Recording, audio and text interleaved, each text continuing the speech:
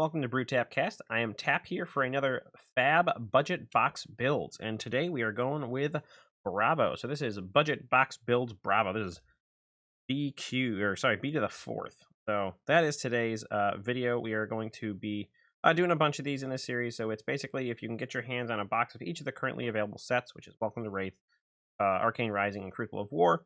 You open those and let's see what you can build with those, not necessarily basing off legends or major big majestics, but just, you'll eventually get some of those in those boxes. You're likely to hit one and, build around them with what you have. So today is Bravo.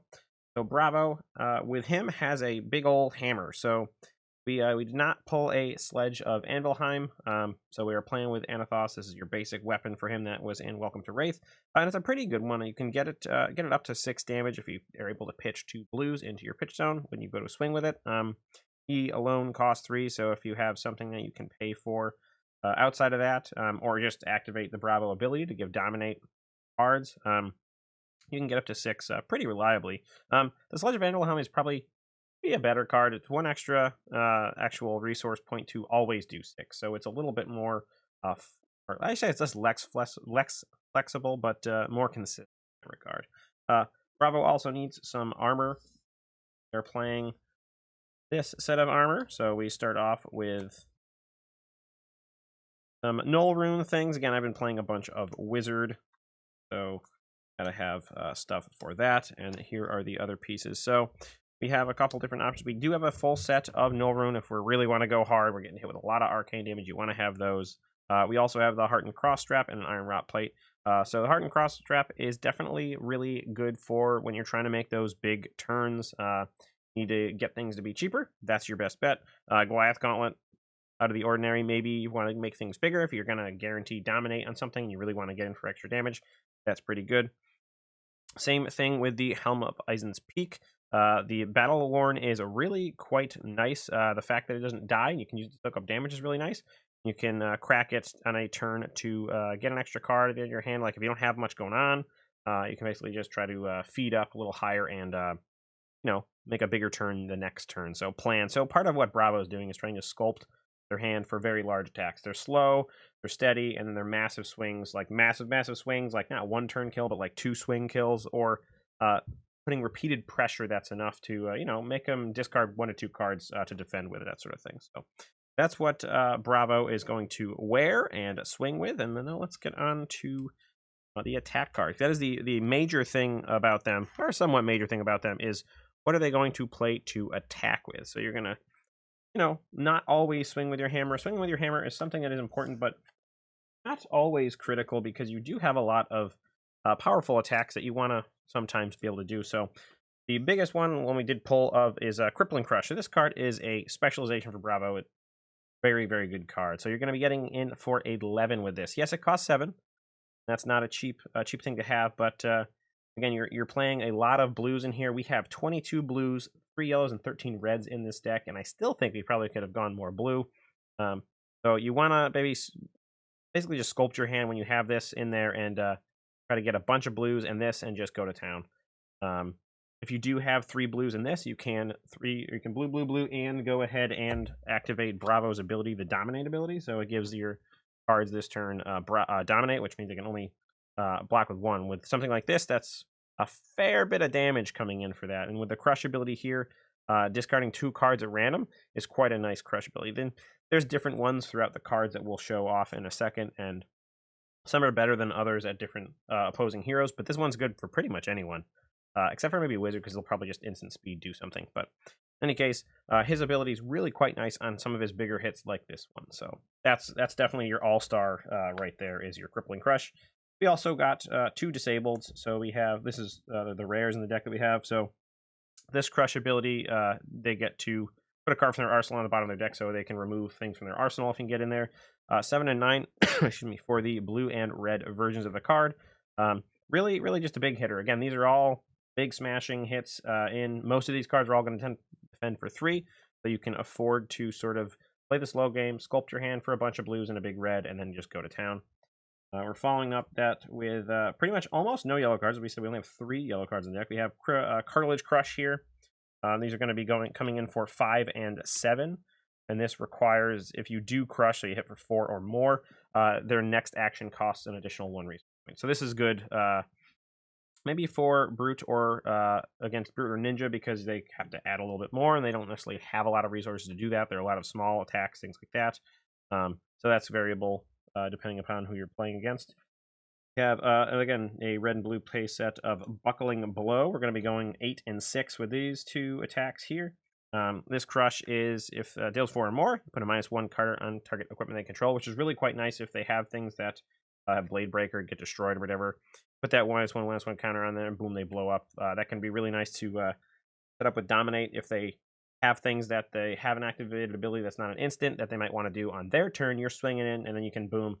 Maybe combine that with a pummel to really get through that extra damage, knock out one of their pieces of equipment before they get to use it. We have a 1 red and 2 blue of Debilitate. Didn't pull a second red. He's going to be coming in for 6 and 8.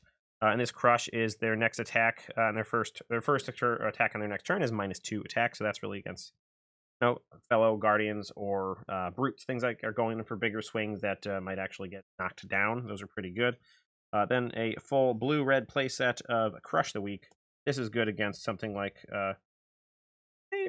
ninjas pretty much, really. It basically says if it hits for 4 or more, their next action card with 3 or less base attack during their next action phase, they can't play them. So it's really quite nice because it basically just wipes their entire turn, because most of the time they're not really playing anything like that. So that's a pretty nice card. Again, 5 and 8 or 5 and 7 aren't that bad of an attack amount anyways, so those are pretty nice there. Are playing again a full blue and red playset of Crush Confidence as well. Again, that's a 7 attack for the red and 5 for the blue.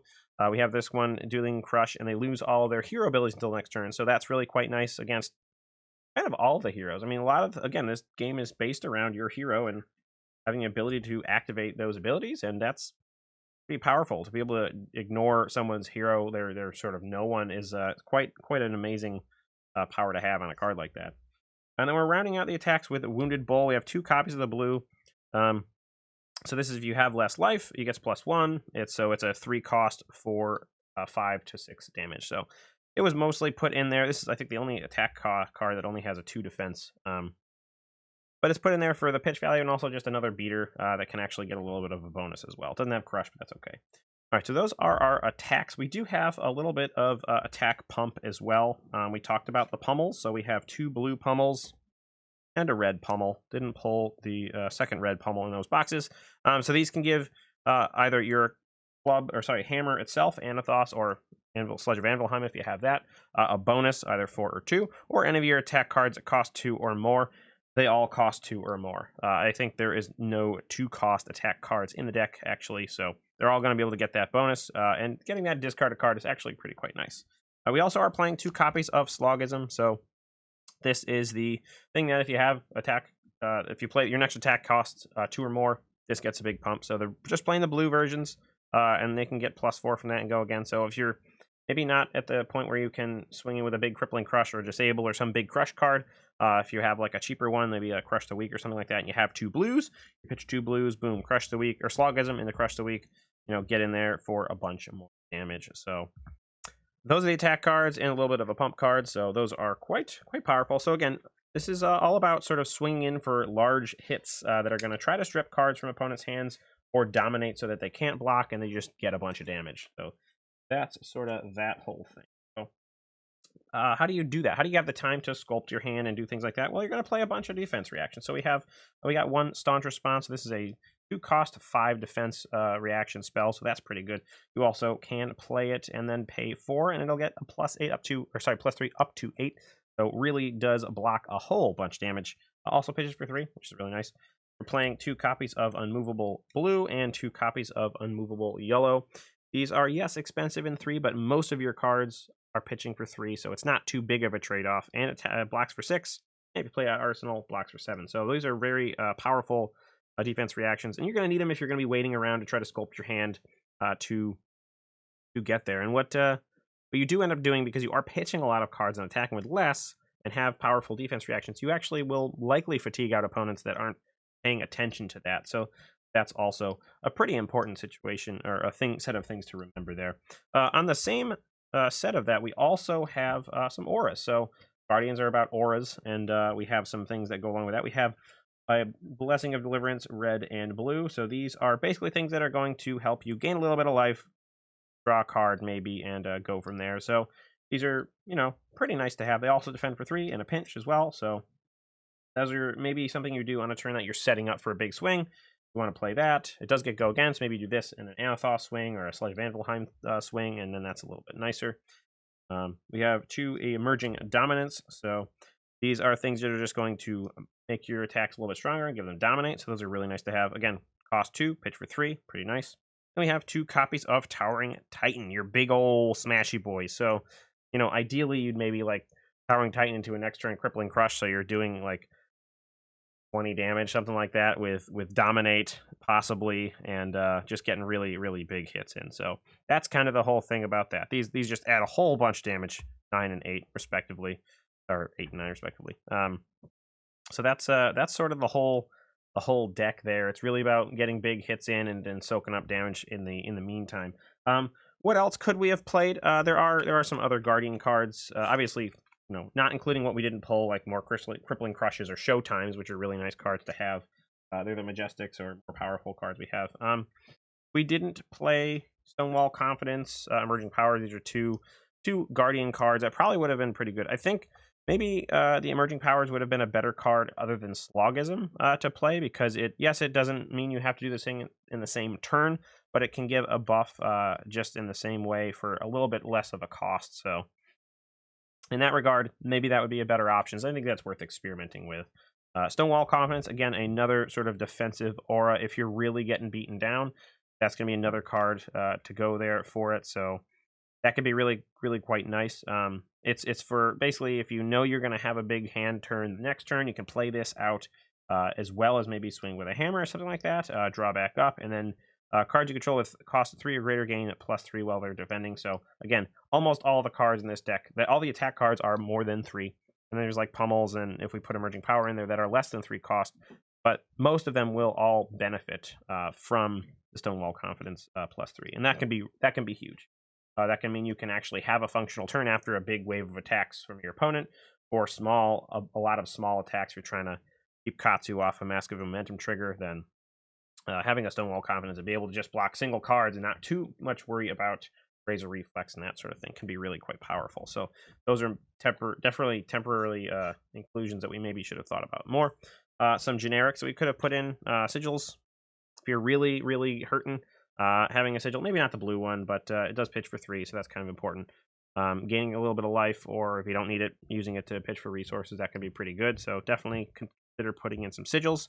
Energy Potion as well. So this is something that you can play out on one turn. It can sit, and if you're looking for that extra, like if you don't draw that nice, like, you know, big red attack card and 3 blues to cast it and dominate, this can actually help get that there as well. And again, pitches for 3. Doesn't defend for anything, so originally that's why we didn't put it in there. Same thing with the Solace. You want to have defense cards always available. Sometimes your opponent can read that you have stuff like this that's either sitting in arsenal or sitting in hand that you just can't really get through with. So overall, I really found the Bravo deck to be pretty exciting. What we'd like to have more of, obviously, are the Majestics, like Crippling Crush, maybe a Showtime. Otherwise, Bravo's actually pretty fun. If you're playing more like a mid-range or a longer game, you can really have fun with this. Try to soak up damage early with some of your cards. And then pitch heavy for these big swings that your opponent maybe can't really deal with all that much. Especially if you're taking a long time to really get to those attacks, like multiple turns, you're just swinging with small hits on your hammer, or maybe just a 3-cost attack or something that's a little bit lower end. They can maybe they're either maybe saving some defense reactions for your big attacks, like your Crippling Crushes or your Disables that are going to be almost 10 plus damage. It can slow them down if they're really waiting for that. And that's something that's really cool about Bravo, is that you can be a little bit more aggressive at times, and then you can also change strategy and be a little bit longer game focus as well. So that is all for the video today. I hope you enjoyed this Bravo budget box build, and let me know if you liked it, if you didn't, if you'd build it differently, if you think that this is way off base, whatever. Just let us know in the comments below. We'd much appreciate some comments, likes, subscriptions, all that good stuff. So that'll be it for me, Tap for Brew Tap Cast today with this fab video. So thank you very much, and cheers.